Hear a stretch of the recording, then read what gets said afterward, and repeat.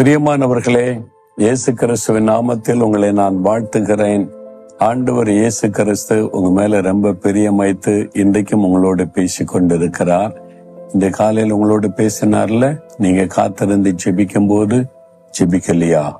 தானே ஜெபிக்க சொன்னல. காலையில் எழுந்தோன்னா முதலாவது ஆண்டவரோடு பேசுங்க, வசனத்தை வாசிங்கன்னு சொன்னல. அப்ப தினம் காலையில் எழுந்த உடனே முதல்ல தேவசுக்கு தான் அந்த முதல் மணி நேரத்தை நீங்க கொடுக்கணும். ஆண்டவரோட தனித்திருந்து வசனத்தை வாசித்து தியானித்து ஜெபிச்சிட்டீங்கன்னா அந்த நாள் முழுவதும் அவருடைய கிருபை உங்களோடு கூட இருக்கும். இந்த வேதத்தை ஆராய்ந்து பார்த்தா அவன் செய்வதெல்லாம் வாய்க்குன்னி முதல்ல சங்கீதத்தில் இருக்குல்ல. இந்த இடம் பார்த்தீங்கன்னா இதுக்கு வேதாகம ஆராய்ச்சி மையம், பைபிள் ரிசர்ச் சென்டர் இந்த இடத்துல வைத்திருக்கிறோம். இந்த சென்டர்ல என்ன நடக்கும்னு கேட்டீங்கன்னா, அப்போதைக்கு அப்போது வேதத்தை ஆராய்ந்து பார்க்கிற கூட்டம் நடக்கும், பைபிள் ஸ்டடி நடக்கும், ஒவ்வொரு தலைப்புல நடக்கும். வேதத்தில் உள்ள முக்கியமான தலைப்புகள், அதுல அபிஷேகம், வரங்கள், விசுவாசம், குடும்பம், களோபதேசம், என்னெல்லாம் நடக்கிறது, இந்த மாதிரி பல வேத ஆராய்ச்சி கூட்டங்கள் நடக்கும். அப்போதைக்கு அப்போது ஒவ்வொரு தலைப்புல பல தேவ மனிதர்கள் இந்த இடத்துல டீச் பண்ணுவாங்க. அதுக்காகத்தான் இந்த இடத்தை தேவனுடைய கூடாரத்துல ஒரு பகுதியில் இது அமைந்திருக்கிறது. நீங்க அதை பார்க்க முடியும். சரி, இன்றைக்கு ஆண்டவர் உங்களுக்கு ஒரு ஆசீர்வாதமான வார்த்தை வைத்திருக்கிறார். ஆண்டவர் என்ன சொல்றார் தெரியுமா? உபாகமம் 26 அதிகாரம் 19 வசனத்துல, புகழ்ச்சியிலும் கீர்த்தியிலும் மகிமையிலும் உன்னை சிறந்திருக்கும்படிக்க நான் செய்வேன். உன்னை சிறந்திருக்கும்படிக்க நான் செய்வேன். புகழ்ச்சி, கீர்த்தி, மகிமையில. நீங்க படிக்கிற இடத்துல ஃபர்ஸ்ட் மார்க் வாங்கினா எல்லாரும் புகழுவாங்கல்ல. ஓ, இந்த பிள்ளை தான் ஃபர்ஸ்ட் மார்க், இந்த தம்பி தான் ஃபர்ஸ்ட் மார்க் அப்படின்னு சொல்லி. மாவட்ட அளவுல ஃபர்ஸ்ட் மார்க் வாங்கிட்டீங்கன்னா கலெக்டர் வரைக்கும் போயிடும்.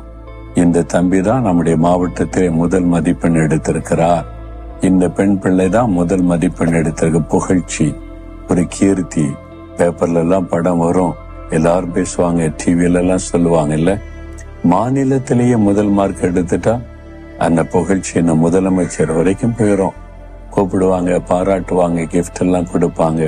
அதை பார்க்கும்போது, ஓ, எனக்கும் இந்த மாதிரி ஒரு வாய்ப்பு கிடைச்ச எவ்வளவு நல்லா இருக்கும் அப்படின்னு நினைப்போம்ல. ஆண்டவர் அப்படிதான் உங்களை இருக்க விரும்புகிறார். புகழ்ச்சியிலும் கீர்த்தியிலும் மகிமையிலும் சிறந்திருக்க பண்ண விரும்புகிறார். ஆனா அப்படி இல்லையே.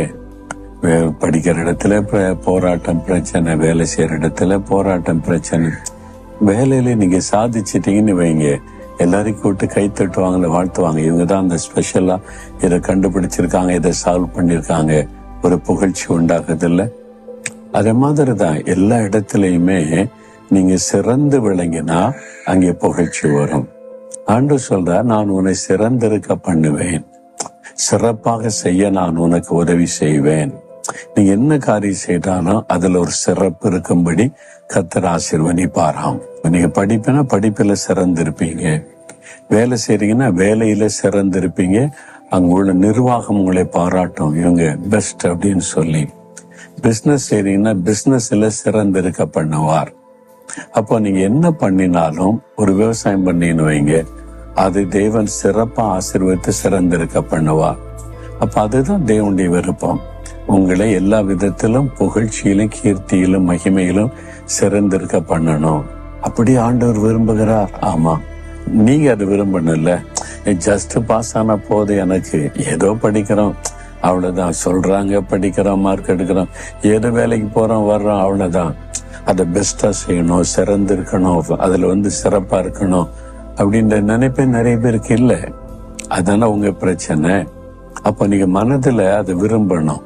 ஆண்டவரே, நீங்க வாக்கு கொடுத்திருக்கிறீங்க, என்னை சிறந்திருக்கிற பண்ணுவேன், புகழ்ச்சியா இருப்பேன்னு சொல்லி இருக்கிறீங்க, அந்த ஆசீர்வாதத்தை எனக்கு கொடுங்க. அப்ப நீங்க ஆண்டவரை மகிமைப்படுத்தலாம். எப்படிங்க உங்களுக்கு இந்த வெற்றி, எப்படிங்க இப்படி ஒரு சிறப்பு, எப்படிங்க உங்களுக்கு இந்த ஞானம்னா, இயேசு எனக்கு தந்திருக்கிறார், அவரை மகிமைப்படுத்தலாம்ல. அதுக்காகத்தான் ஆண்டவர் உங்களை சிறந்திருக்க பண்ண விரும்புகிறார். இப்ப விரும்புறீங்களா? அப்ப ஒப்பு கொடுக்கறீங்களா? ஆண்டவரை பார்த்து சொல்றீங்களா, ஆண்டவரே, புகழ்ச்சியிலும் கீர்த்தியிலும் மகிமையிலும் சிறந்திருக்க பண்ணுவேன்னு வாக்கு கொடுத்திருக்கிறீங்க, நான் அதை விசுவாசிக்கிறேன். நான் இருக்கிற இடத்துல என்னை சிறந்திருக்க பண்ணுகிற தேவனுக்கு ஸ்தோத்திரம். அந்த சிறப்பை கட்டளையிடுகிற இயேசுவுக்கு ஸ்தோத்திரம், ஸ்தோத்திரம். இயேசுவின் நாமத்தில் ஆமேன், ஆமேன்.